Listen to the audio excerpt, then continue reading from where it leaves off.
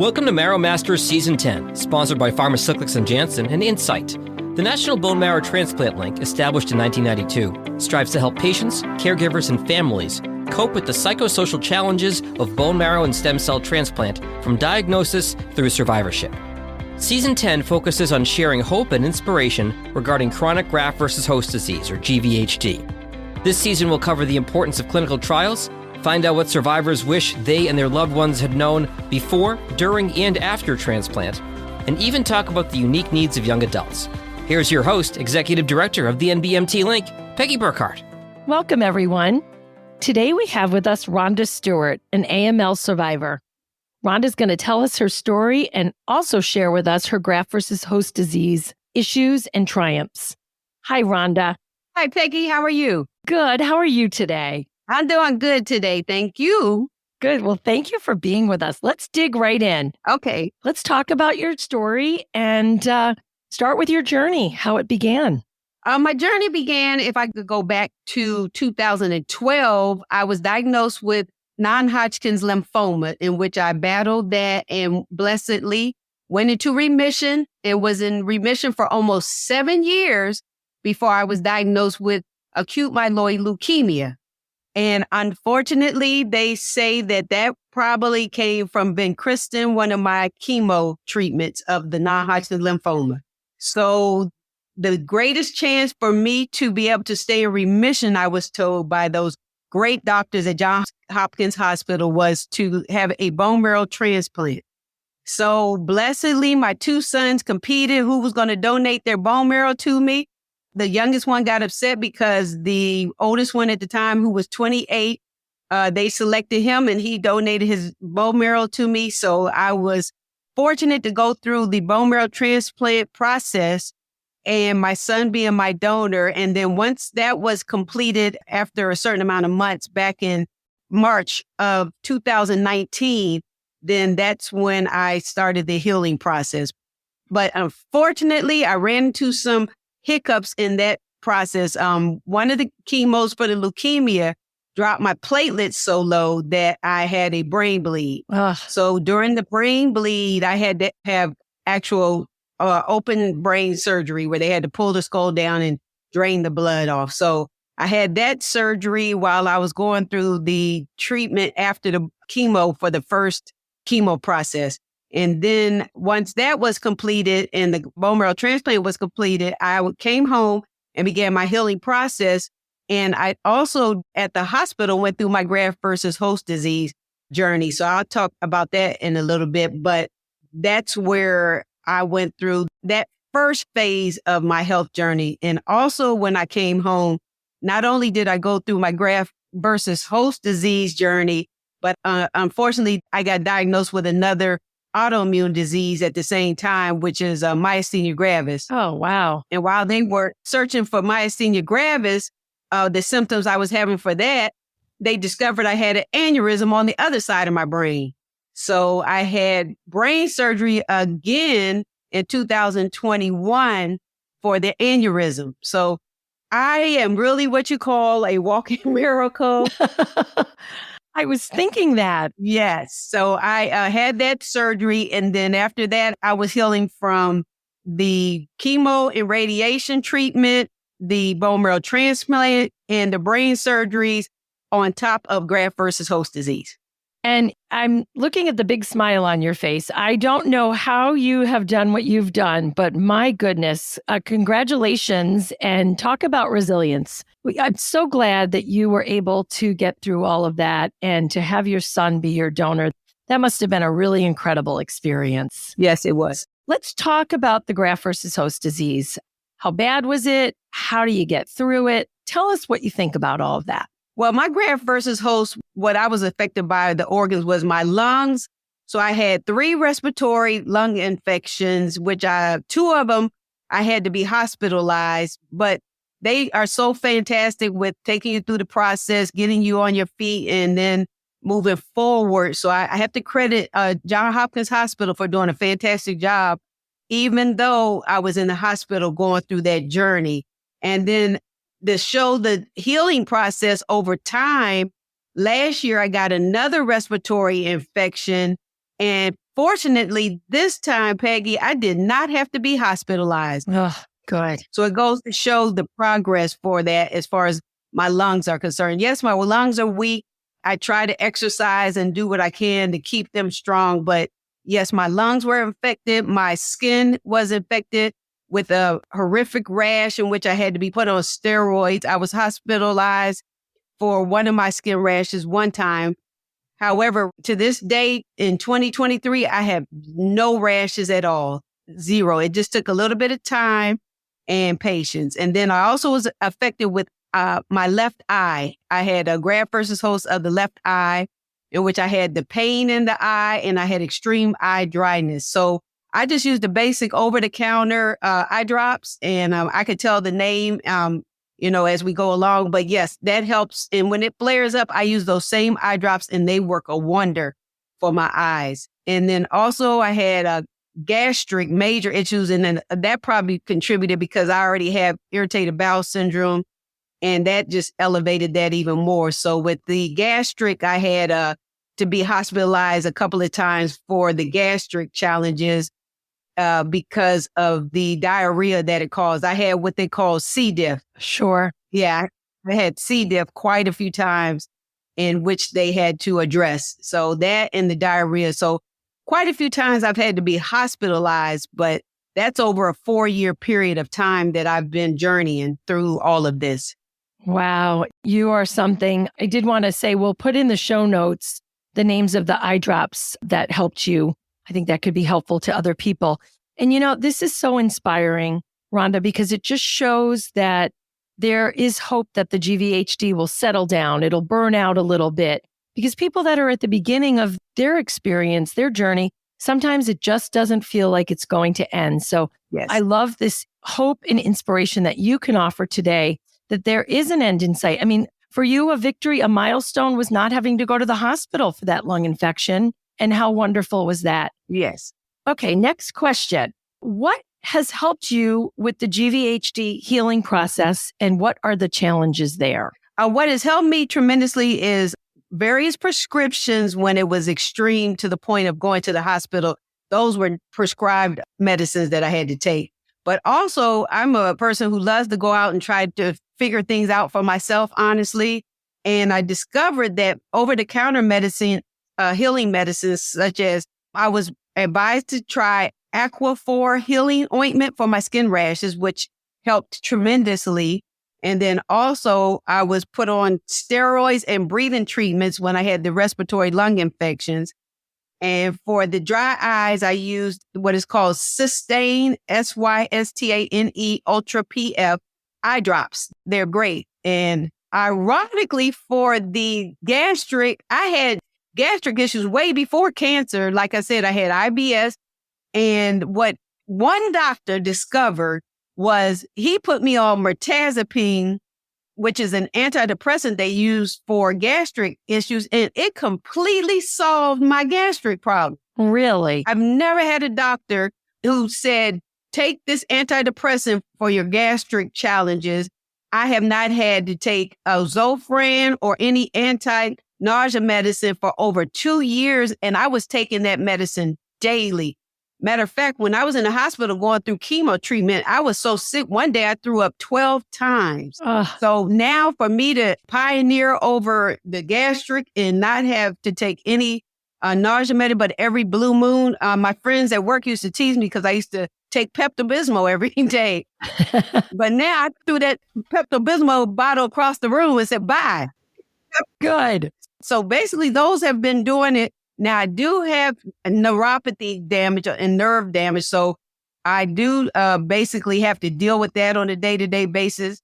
And I found some different little over-the-counters like lidocaine patches that I use and different menthol gels that I use for the pain. But I exercise. I joined I'm not going to tell nobody my age, but I joined this over 25 older people exercise group, and that has been helping my bones and my muscles extremely with the damage that came from the chemo radiation. I had such lower extremity weakness. Now I'm feeling much stronger and having less pain by exercising and doing an exercise workout. This is great news. Thank you so much for sharing all of this. Sure.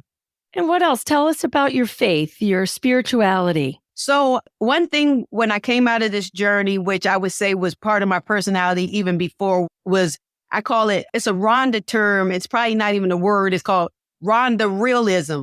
And what I mean by Rhonda Realism is I keep it real. If it's a bad day, I'll say, this is a really bad day. So one thing that I could say that has truly encouraged me through those really rough, challenging days where I just felt so bad, had so much pain, was I resorted to definitely my spiritual relationship with God. I prayed one night at Johns Hopkins. I was so sick. I didn't think I was going to make it. I prayed. The next day I got back up, walked across the bridge at Johns Hopkins and got my treatment. And just like today, when I'm having a really rough day, I will pray and I will listen to music. I listen to different types of music. I love gospel music, which is very encouraging. I listen to jazz. I listen to a little bit of sometimes rock and roll to get me pumped up. So I like music. I like listening to church sermons. They're very also encouraging. I focus on my glass being half full because there's that sickness that wants to tell me that that glass is half empty. And I try to flip the switch and focus on my glass being half full. I have a huge imagination and I use all these little different builder-uppers, which I call like, I say, okay, we're going to make lemonade out of lemons. We're not going to let this bitter day turn into a bitter juice. We're going to have lemonade out of this bitter lemon. So I use those different type of call them Jedi mind tricks to help me to overcome. So, and one of my last ones is I always say, the Bible says weeping may endure for a night, but joy can come in the morning. If it's a bad day, if I could just make it through that day and have the blessing of waking up tomorrow, the sun can come out tomorrow. So I fight and I focus on that. And sure enough, it can come out and it might come out that same day. So, and I sing this little song that goes, the sun can come out tomorrow. Bet your bottom dollar for tomorrow. Just keep hoping and never, ever give up. And when you don't have the strength yourself, pray and ask and seek and find where you can get that strength to keep fighting mentally and physically. Oh, Rhonda, I'm almost speechless because this is just so wonderful and so exactly what we're looking for to have this season of inspiration. So thank you. You are a gift. Okay, so how is your GVHD today? My GVHD is very good. Like I said, I don't have the skin rashes at all. I don't have any respiratory, but every once in a while, and I think that was just something there was the flu or some bad respiratory infections going around that were contagious, but it had nothing to do, honestly, with the graft versus host disease. My lower extremity weakness is getting stronger with the exercise. So literally beside the neuropathy, which isn't really a graft versus host, is more of a chemo and a radiation damage. I don't have any graft versus host disease. And I do everything I can to keep doing what they say do, I do it. If they say exercise, I join the older people's exercise group. If they say eat right, eat right. I'm going to do what I'm supposed to do. I can't not do what I'm supposed to do and then turn around and wonder why I'm in the situation I'm in. So I think that graft versus host is doing much better. Oh, good. Now, I do have some challenges with the brain surgery as far as cognitive, but I just try to do different things with that too. Well, very good. Oh, you are amazing. So looking back, okay, was there something you wish you had known before your transplant that you can share? Yes, I think that honestly, the doctors could have been a little more detailed on the after this whole journey settles. It's something about when everything settles and hits the fan that all the snakes come out the woodwork and appear. And for me, it was mental. I went through depression. I went through and still do with some anxiety. I was even diagnosed, even having some PTSD. And I believe it's all that I was not prepared on the mental aspect as I was being addressed with the physical aspect. I was told this with the physical that, but with the mental, I wasn't guided. So beforehand, I wish that I was given more guidance. And honestly, I know doctors can't diagnose or dictate what it's going to be after, but just give me a little hint that this was some of the challenges I was going to go through as far as anxiety and depression after this journey, because I'm sure many people who have been through my exact journey and have graft versus host disease and deal with stuff on a day-to-day basis, I definitely have resorted back to, Lord, I sure wish that my life could be the way it was before all of this. So that's where I have to constantly fight. Like I said earlier, fight, keep the hope, never give up, and try to keep challenging myself to look at the positive and not focus on, don't let that enemy of negative come and dwell too long, because it can come, but I try to chase it away just as quick as I can. Oh, this is great. Thank you so much for sharing that. Oh, I know what I want to talk about. I want to talk about your book. Yes. Please share with everyone your book that you wrote. This is huge. Well, what I did also, Peggy, was, like I said, I have suffered from various cognitive challenges from the brain surgery. One of them is comprehension and memory. And so I challenged myself to write a book, which is something that was very complicated for me at the time. So what I did was I journaled my entire journey when I went through cancer. I've always been a journaling person since I was a super young lady. And so I took those day-to-day journals, and from a realistic aspect, as far as being able to share with those going through the exact same thing that I might be going through, or who's going through some type of challenge in life, period. It doesn't have to be only cancer. Or it doesn't have to be sickness, but just the fight. And the name of my book is called The Faith Fighter versus the Health Destroyer. And it's by Rhonda Frederick Stewart. And blessedly, it's being sold on Amazon. And it's about my fight. I put in there on a day, like I said, if I felt like crap, I put in there, today I feel like absolute crap. Or I even went to my granddaughter resort. I went to the point of, this is not fair. This is not fair. So I have definitely put in everything as far as each step I went through, my chemo challenges, or even just my cancer victories. I put in there my victories, my challenges, my ups, my downs. I put in there everything about my journey. And that's where my book is, the journals of my journey through all these various health challenges I've had.